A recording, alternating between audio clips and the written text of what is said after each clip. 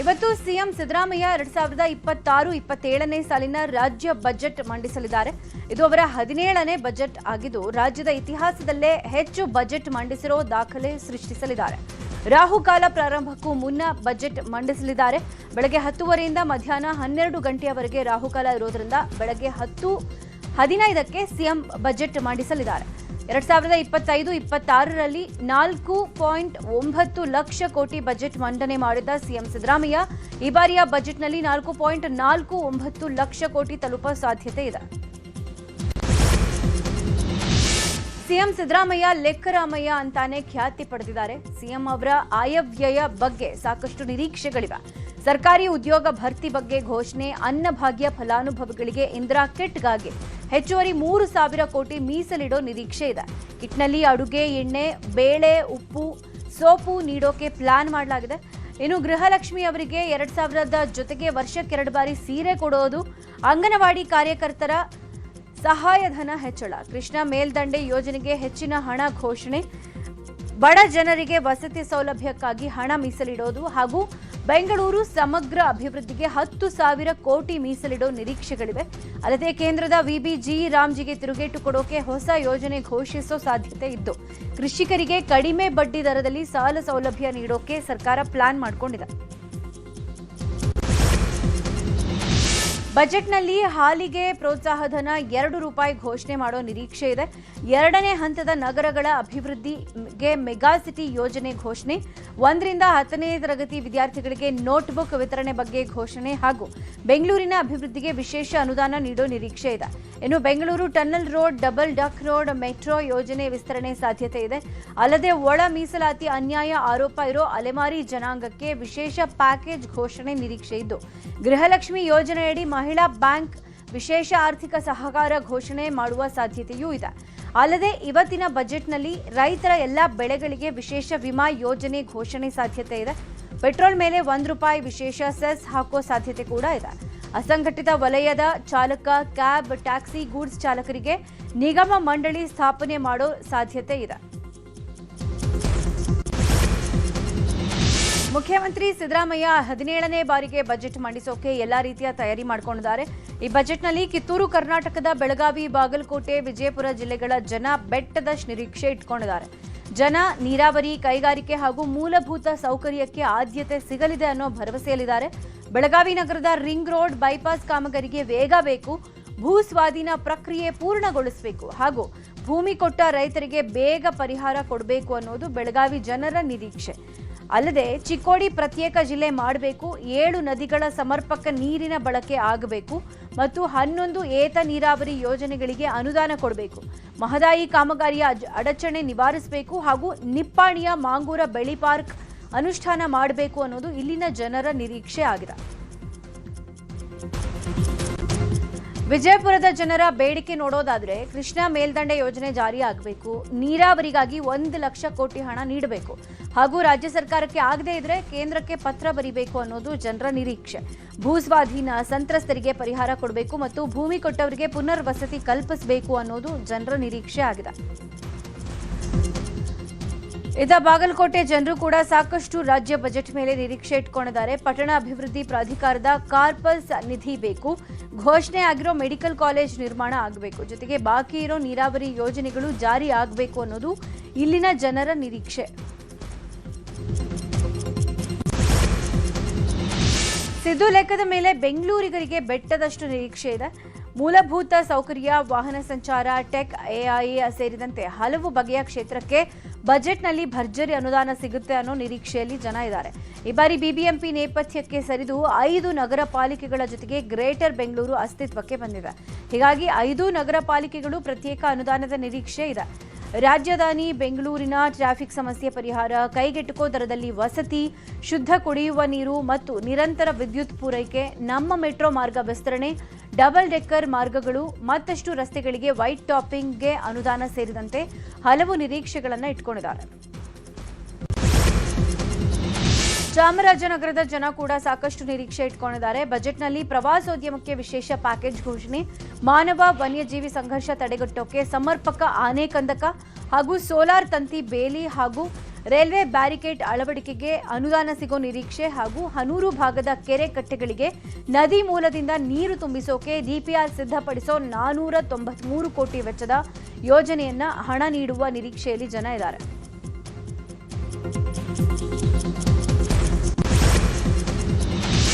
ಇಂದಿನ ರಾಜ್ಯ ಬಜೆಟ್ ಮೇಲೆ ಹಾವೇರಿ ಜನರು ಕೂಡ ಹಲವು ನಿರೀಕ್ಷೆಗಳನ್ನು ಇಟ್ಕೊಂಡಿದ್ದಾರೆ. ಜಿಲ್ಲೆಯ ಜನರ ನಿರೀಕ್ಷೆಗಳಲ್ಲಿ ಪ್ರಮುಖವಾಗಿರೋದು ಕುಡಿಯೋ ನೀರು ಹಾಗೂ ಬೇಡ್ತಿ ವರದಾ ನದಿ ಜೋಡಣೆಗೆ ಯೋಜನೆಗೆ ಹಣ ನೀಡಿ ಜಾರಿ ಮಾಡಬೇಕು ಅನ್ನೋದು. ಅಲ್ಲದೆ ಕೆರೆಗಳ ಹೂಳನ್ನು ತೆಗೆದು ಅಭಿವೃದ್ಧಿಯ ನಿರೀಕ್ಷೆಯಲ್ಲೂ ಇದ್ದಾರೆ.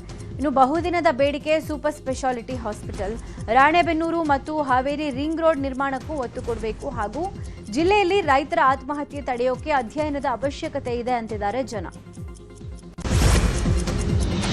ಅವಳಿ ನಗರಗಳಾದ ಹುಬ್ಬಳ್ಳಿ, ಧಾರವಾಡಕ್ಕೆ ಬಂಪರ್ ಕೊಡುಗೆ ಸಾಧ್ಯತೆ ಇದೆ. ಇಲ್ಲಿನ ಜನರು ಅನ್ನೋದನ್ನ ನೋಡೋದಾದ್ರೆ ಬೆಣ್ಣೆಹಳ್ಳ ಅಭಿವೃದ್ಧಿಗೆ ಹೆಚ್ಚುವರಿ ಅನುದಾನ ಕೊಡಬೇಕು.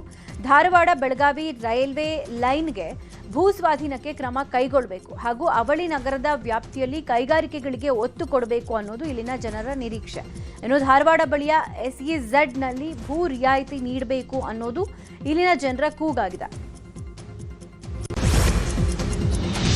ಈ ಬಾರಿಯ ಬಜೆಟ್ ಮೇಲೆ ಕಲ್ಯಾಣ ಕರ್ನಾಟಕ ಜನರ ನಿರೀಕ್ಷೆ ಕೂಡ ಸಾಕಷ್ಟಿದೆ. ಮೂಲಭೂತ ಸೌಕರ್ಯ, ಶಿಕ್ಷಣ, ಆರೋಗ್ಯ ಮತ್ತು ನೀರಾವರಿ ಕ್ಷೇತ್ರಗಳಿಗೆ ಹೆಚ್ಚಿನ ಒತ್ತು ಸಿಗುವ ನಿರೀಕ್ಷೆ ಇದೆ. KKRDBಗೆ ಅನುದಾನ ಹೆಚ್ಚಳ, ಕೃಷಿ ಆಧಾರಿತ ಕೈಗಾರಿಕೆಗಳು, ಗ್ರಾಮೀಣ ರಸ್ತೆಗಳ ಸುಧಾರಣೆ ಮತ್ತು ಪ್ರಾದೇಶಿಕ ಅಸಮಾನತೆ ಹೋಗಲಾಡಿಸೋಕೆ ವಿಶೇಷ ಪ್ಯಾಕೇಜ್ಗಳು ಜನರ ಪ್ರಮುಖ ನಿರೀಕ್ಷೆಗಳಾಗಿವೆ. ಇನ್ನು ಕಲಬುರಗಿಯಲ್ಲಿ ಮೆಗಾ ಡೈರಿಗೆ ಉತ್ತೇಜನ ಸಿಗಬೇಕು, ಹೊಸ ಮಹಿಳಾ PU ಕಾಲೇಜುಗಳು ಶುರು ಆಗಬೇಕು ಹಾಗೂ ಕೌಶಲ್ಯಾಭಿವೃದ್ಧಿ ಕೇಂದ್ರಗಳ ಸ್ಥಾಪನೆ ಆಗಬೇಕು ಅನ್ನೋದು ಜನರ ಕೂಗಾಗಿದೆ.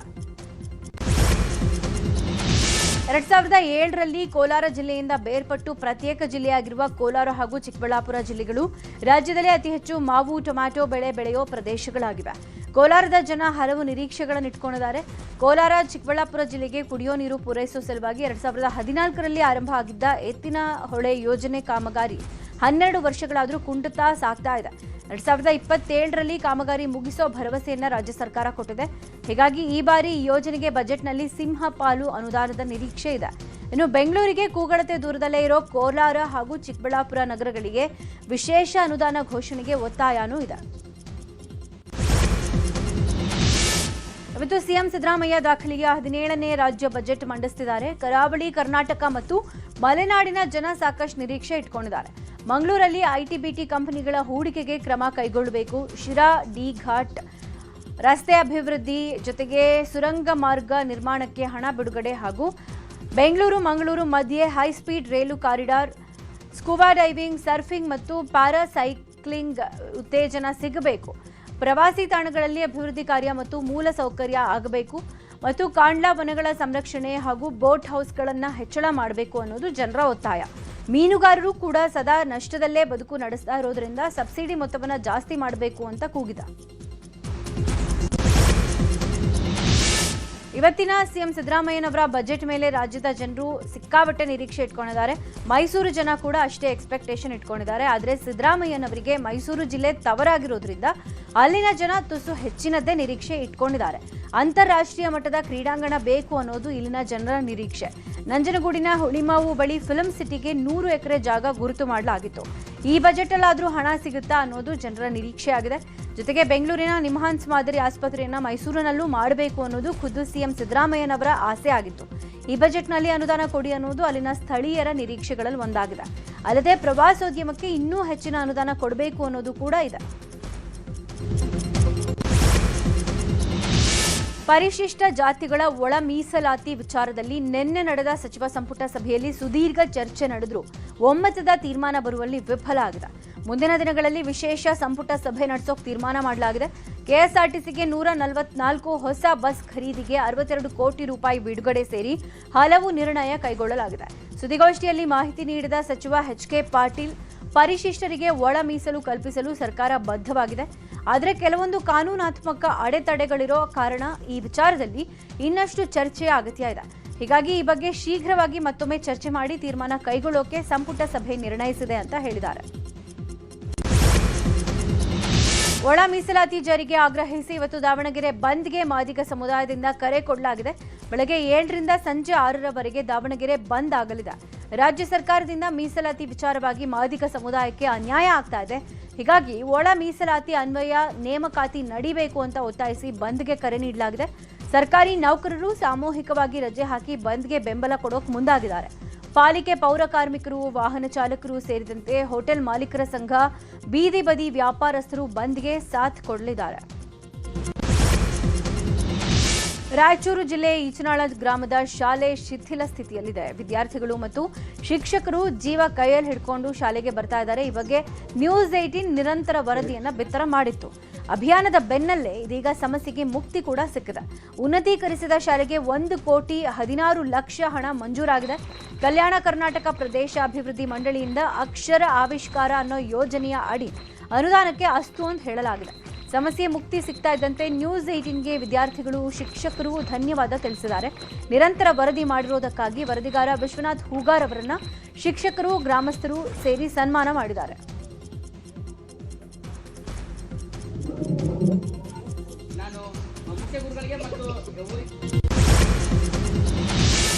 ಕಳೆದ 3 ತಿಂಗಳಿಂದ ಸರಿಯಾಗಿ ವೇತನ ಕೊಟ್ಟಿಲ್ಲ ಅಂತ ಸಫಾಯಿ ಕರ್ಮಚಾರಿಗಳು ಹಾಗೂ ಡಿ ಗ್ರೂಪ್ ನೌಕರರು ಬೀದಿಗಿಳಿದಿದ್ದಾರೆ. ರಾಯಚೂರು ನಗರದ ರಿಮ್ಸ್ ಆಸ್ಪತ್ರೆಯ ಬಳಿ ಕೆಲಸವನ್ನ ತ್ಯಜಿಸಿ ಪ್ರತಿಭಟನೆ ನಡೆಸಿ ಕಿಡಿಕಾರಿದರು. ಕೆಲವರಿಗೆ ಈ ಹಿಂದೆ ಕೊಟ್ಟ ವೇತನದಲ್ಲಿ 6,000 ರೂಪಾಯಿ ಕಟ್ ಮಾಡಿದ್ದಾರೆ. ಇನ್ನು ಕೆಲವರಿಗೆ ಪಿಎಫ್ ಹಣ ಹಾಕಿಲ್ಲ, ನಮಗೆ ನ್ಯಾಯ ಬೇಕು ಅಂತ ಪ್ರತಿಭಟನಾಕಾರರು ಒತ್ತಾಯ ಮಾಡಿದ್ದಾರೆ.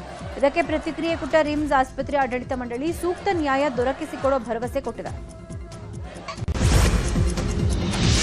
ವಿದ್ಯುತ್ ತಂತಿ ತಗುಲಿ 12 ವರ್ಷದ ಬಾಲಕ ಗಂಭೀರ ಗಾಯಗೊಂಡು ಆಸ್ಪತ್ರೆಗೆ ದಾಖಲಾಗಿದ್ದಾನೆ. ಈ ಘಟನೆ ಕೊಪ್ಪಳದ ಕುಷ್ಟಗಿ ತಾಲೂಕಿನ ತಾವರೆಗಿರಿಯ ಬಸವಣ್ಣ ಕ್ಯಾಂಪ್ನಲ್ಲಿ ನಡೆದಿದೆ. ಜೆಸ್ಕಾಂ ನಿರ್ಲಕ್ಷ್ಯದಿಂದಾಗಿ ವಿದ್ಯುತ್ ತಂತಿ ಮನೆಯ ಮಾಳಗಿ ಮೇಲೆ ಜೋತ್ ಬಿದ್ದಿದೆ. ಈ ತಂತಿ ತಗುಲಿ ಮೊಹಮ್ಮದ್ ಫರ್ಹಾನ್ ಮುಖಕ್ಕೆ ಗಾಯಗಳಾಗಿವೆ. ಗಾಯಾಳುವನ್ನ ಇಳಕಲ್ನ ಖಾಸಗಿ ಆಸ್ಪತ್ರೆಗೆ ದಾಖಲಿಸಲಾಗಿದೆ. ಇನ್ನು ಜೆಸ್ಕಾಂ ಬಾಲಕನ ಚಿಕಿತ್ಸೆ ವೆಚ್ಚ ಭರಿಸಬೇಕು ಅಂತ ರೈತ ಮುಖಂಡ ನಜೀರ್ ಮೂಲಿಮನಿ ಮನವಿ ಮಾಡಿದ್ದಾರೆ.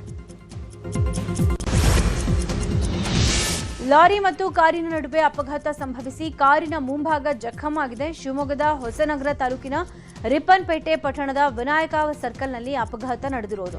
ಹೊಸನಗರ ರಸ್ತೆಯಿಂದ ಶಿವಮೊಗ್ಗ ಕಡೆಗೆ ಹೋಗ್ತಾ ಇದ್ದಂತ HP ಗ್ಯಾಸ್ ಸಾಗಿಸ್ತಾ ಇದ್ದ ಲಾರಿ ಸಾಗರ ರಸ್ತೆ ಕಡೆಗೆ ತೆರಳುತ್ತಾ ಇದ್ದ ಕಾರಿನ ಮಧ್ಯೆ ಅಪಘಾತ ನಡೆದಿದೆ. ಘಟನೆಯಲ್ಲಿ ಕಾರಿನ ಗಾಜುಗಳು ಪುಡಿಯಾಗಿದ್ದು ಅದೃಷ್ಟವಶಾತ್ ಯಾರಿಗೂ ಗಂಭೀರ ಗಾಯಗಳಾಗಿಲ್ಲ. ಕಾರ್ ಮತ್ತು ಬೈಕ್ ನಡುವೆ ಭೀಕರ ಅಪಘಾತ ನಡೆದು 3 ಸಾವನ್ನಪ್ಪಿರೋ ಘಟನೆ ಗದಗ ಜಿಲ್ಲೆಯ ಮುಂಡರಗಿಯ ಮೇವುಂಡಿ ಗ್ರಾಮದ ಬಳಿ ನಡೆದಿದೆ. ಟಿಪ್ಪರ್ ಲಾರಿ ದ್ವಿಚಕ್ರ ವಾಹನದ ಮಧ್ಯೆ ಅಪಘಾತ ಸಂಭವಿಸಿ ವೃದ್ಧ ಗಂಭೀರವಾಗಿ ಗಾಯಗೊಂಡಿದ್ದಾರೆ. ಈ ಘಟನೆ ತುಮಕೂರಿನ ತುರುವೇಕೆರೆ ತಾಲೂಕಿನ ಬಾಣಸಂದ್ರ ಬಳಿ ನಡೆದಿದೆ. ಡಿಕ್ಕಿ ಹೊಡೆದ ಪರಿಣಾಮ ವೃದ್ಧನ ಕಾಲಿನ ಮೇಲೆ ಲಾರಿಯ ಚಕ್ರ ಹರಿದು ಕಾಲು ನಜ್ಜುಗುಜ್ಜಾಗಿದೆ. ಟಿಪ್ಪರ್ ಲಾರಿಗಳ ಅತಿವೇಗ ಮತ್ತು ಚಾಲಕರ ನಿರ್ಲಕ್ಷ್ಯನೇ ಇಂಥ ಅಪಘಾತಗಳಿಗೆ ಕಾರಣ ಅಂತ ಸ್ಥಳೀಯರು ಕಿಡಿಕಾರಿದ್ದಾರೆ.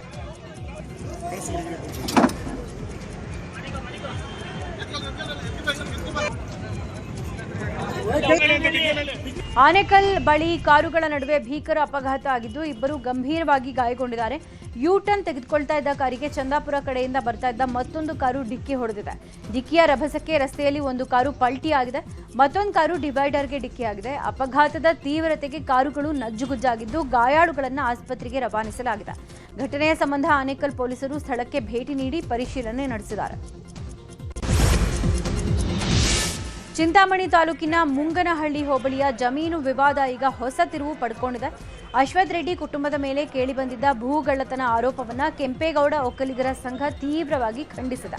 ದಲಿತ ಸಂಘಟನೆಗಳ ಆರೋಪಗಳು ಸತ್ಯಕ್ಕೆ ದೂರವಾಗಿದ್ದು ಜಮೀನಿನ ಎಲ್ಲಾ ದಾಖಲೆಗಳು ಅಶ್ವಥ್ ರೆಡ್ಡಿ ಕುಟುಂಬದ ಪರವಾಗಿವೆ ಅಂತ ಸ್ಪಷ್ಟಪಡಿಸಿದ್ದಾರೆ. ಇನ್ನು ಮಾಹಿತಿ ಕೊರತೆಯಿಂದ ಕೋಲಾರ ಸಂದೇಶ್ ಸುಳ್ಳು ಆರೋಪ ಮಾಡ್ತಾ ಇದ್ದಾರೆ. ಸುಳ್ಳು ದೂರು ಕೊಡೋರ ವಿರುದ್ಧ ಮುಂದಿನ ದಿನಗಳಲ್ಲಿ ಕಾನೂನು ಹೋರಾಟ ಮಾಡುವುದಾಗಿ ಎಚ್ಚರಿಕೆ ಕೊಟ್ಟಿದ್ದಾರೆ. ಚಾಮರಾಜನಗರ ತಾಲೂಕಿನ ಸಂತೆಮರಹಳ್ಳಿ ಬಳಿಯ ಕಬಿನಿ ಚಾನಲ್ನಲ್ಲಿ ಭಾರೀ ಗಾತ್ರದ ಹೆಬ್ಬಾವು ಕಾಣಿಸಿಕೊಂಡಿದೆ. ಉರಗ ತಜ್ಞ ಸ್ನೇಕ್ ಮಹೇಶ್ ಹಾಗೂ ಮಂಜು ಅನ್ನೋರು ಹೆಬ್ಬಾವನ್ನ ರಕ್ಷಣೆ ಮಾಡಿದ್ದಾರೆ. ಹೆಬ್ಬಾವನ್ನ ಹಿಡಿದು ಸುರಕ್ಷಿತವಾಗಿ ಬಿಳಿಗಿರಿ ರಂಗನ ಬೆಟ್ಟದ ಅರಣ್ಯಕ್ಕೆ ಬಿಟ್ಟಿದ್ದಾರೆ.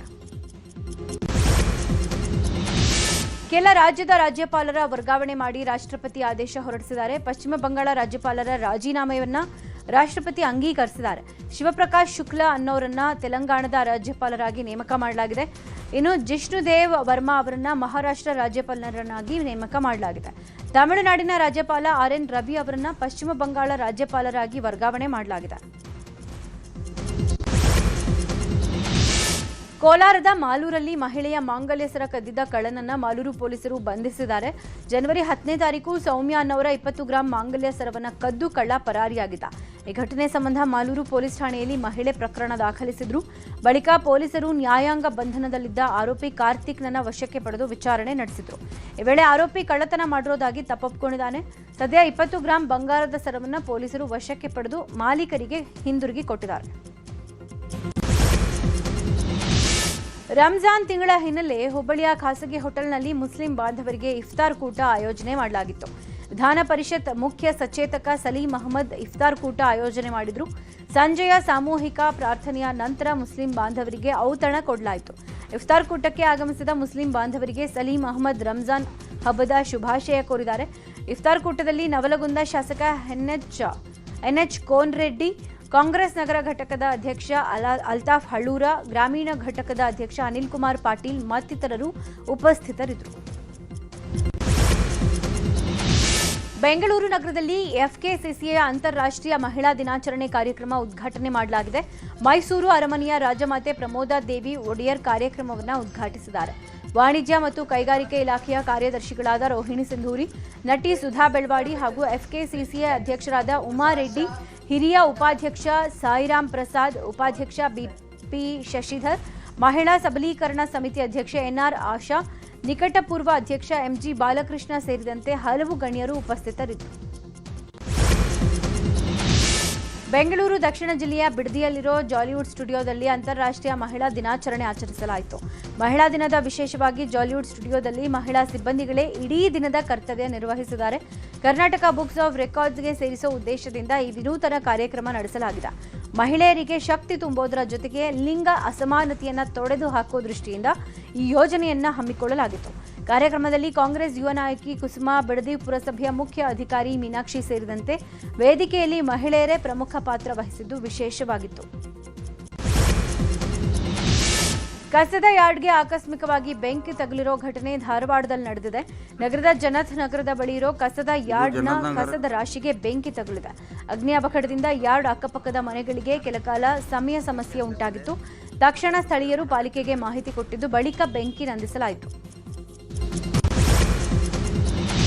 ಡಿವೋರ್ಸ್ ಮಧ್ಯೆ ವಿಜಯ್ ದಳಪತಿ ಮತ್ತು ತ್ರಿಷಾ ಒಂದೇ ಬಣ್ಣದ ಉಡುಗೆಯಲ್ಲಿ ಆರತಕ್ಷತೆಯೊಂದರಲ್ಲಿ ಒಟ್ಟಿಗೆ ಕಾಣಿಸಿಕೊಂಡಿದ್ದಾರೆ. ಚೆನ್ನೈನಲ್ಲಿ ನಿರ್ಮಾಪಕ ಕಲ್ಲತಿ ಸುರೇಶ್ ಪುತ್ರನ ಮದುವೆಯ ಆರತಕ್ಷತೆಯಲ್ಲಿ ಭಾಗವಹಿಸಿದ್ರು. ಈ ವೇಳೆ TVK ಪಕ್ಷದ ಮುಖ್ಯಸ್ಥ ವಿಜಯ್ ಮತ್ತು ತ್ರಿಷಾ ಒಟ್ಟಿಗೆ ಒಂದೇ ಬಣ್ಣದ ಉಡುಗೆಯಲ್ಲಿ ಕಾಣಿಸಿಕೊಂಡ್ರು. ಇತ್ತೀಚೆಗೆ ವಿಜಯ್ ಪತ್ನಿ ಸಂಗೀತ ವಿಚ್ಛೇದನಕ್ಕೆ ಅರ್ಜಿ ಸಲ್ಲಿಸಿದ್ರು. ನಟಿಯೊಂದಿಗೆ ವಿವಾಹೇತರ ಸಂಬಂಧ ಹೊಂದಿದ್ದಾರೆ ಅಂತ ಆರೋಪ ಮಾಡಿದ್ರು. ಇದರ ಬೆನ್ನಲ್ಲೇ ಮೊದಲ ಬಾರಿಗೆ ವಿಜಯ್ ಹಾಗೂ ತ್ರಿಷಾ ಒಟ್ಟಿಗೆ ಕಾಣಿಸಿಕೊಂಡಿರುವುದು ಭಾರೀ ಚರ್ಚೆಗೆ ಗ್ರಾಸ ಆಗಿದೆ. T20 ವಿಶ್ವಕಪ್ ಸೆಮಿಫೈನಲ್ ಪಂದ್ಯದಲ್ಲಿ ಭಾರತ ಇಂಗ್ಲೆಂಡ್ ವಿರುದ್ಧ 7 ರನ್ಗಳ ರೋಚಕ ಜಯ ಸಾಧಿಸಿದೆ.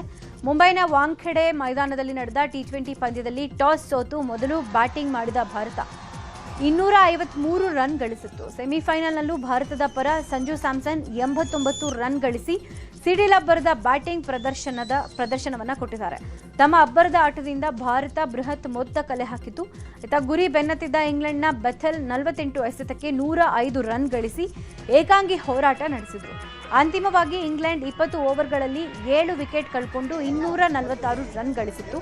ಇನ್ನು ಭಾನುವಾರ ಗುಜರಾತ್ನ ಮೋದಿ ಸ್ಟೇಡಿಯಂನಲ್ಲಿ ನ್ಯೂಜಿಲೆಂಡ್ ಹಾಗೂ ಭಾರತದ ನಡುವೆ ಫೈನಲ್ ಪಂದ್ಯ ನಡೆಯಲಿದೆ.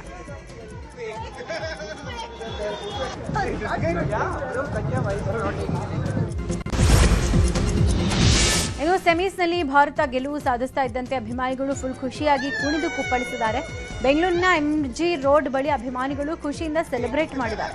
ನ್ಯೂಸ್ 18 ಜೊತೆ ಅಭಿಮಾನಿಗಳು ಸಂಭ್ರಮ ಹಂಚಿಕೊಂಡಿದ್ದು ಟೀಂ ಇಂಡಿಯಾ ಫೈನಲ್ ಗೆದ್ದಿದ್ದು ತುಂಬಾ ಖುಷಿಯಾಗಿದೆ.